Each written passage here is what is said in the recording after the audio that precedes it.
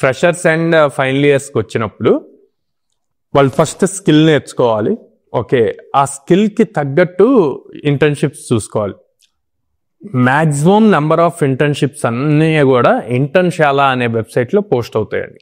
Okay, ఇంటర్న్షాలా అనే వెబ్సైట్లో. So దాంట్లో అప్లై చేయొచ్చు. ఓకే, అండ్ నేను స్టూడెంట్స్కి స్పెసిఫిక్గా చెప్పేది ఏంటంటే స్టైఫండ్ గురించి చూడొద్దు, ఎక్స్పీరియన్స్ కోసం చూడండి. స్టైఫండ్ వాళ్ళు 50 రూపీస్ వేయండి, 3000 రూపీస్ వేయండి, 5000 రూపీస్ మనీ వద్దు. ఫస్ట్ ఎక్స్పీరియన్స్ రావాలి, రియల్ టైం వర్క్ ఎక్స్పీరియన్స్ రావాలి. ఎందుకు? మీరు కాలేజీలో నేర్చుకునేదంతా థియరీ, అది ఎగ్జామ్స్కి సెట్ అవుతుంది. ఓకే, మీరు ఇండస్ట్రీకి రావాలంటే ఇండస్ట్రీలో యాక్చువల్ ప్రాజెక్ట్స్ ఎలా వర్క్ అవుతాయి అన్నది తెలియాలి. అది తెలియాలి అంటే ఇంటర్న్షిప్స్ చేయాలి. ఓకే, ఇంటర్న్షిప్స్ చేయాలి కదా అని చెప్పి ప్రతి కంపెనీకి వెళ్ళి ఇంటర్న్షిప్ అప్లై చేసి మాకు రావట్లేదు అంటే రాదు. ఫస్ట్ స్కిల్ బిల్డ్ చేసుకోవాలి.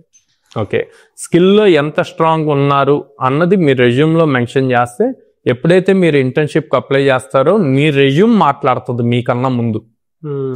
అది మాట్లాడినప్పుడు ఆ రెజ్యూమ్లో వాళ్ళకి బాగా అట్రాక్టింగ్ పాయింట్స్ ఉంటే అప్పుడు మీకు కాల్ వస్తుంది. సో ఫస్ట్ స్కిల్ మీద ఫోకస్ చేయండి, తర్వాత ఇంటర్న్షిప్స్ మీద ఫోకస్ చేయండి. ఇంటర్న్షాల తర్వాత LinkedIn, lot of internship opportunities వస్తాయి.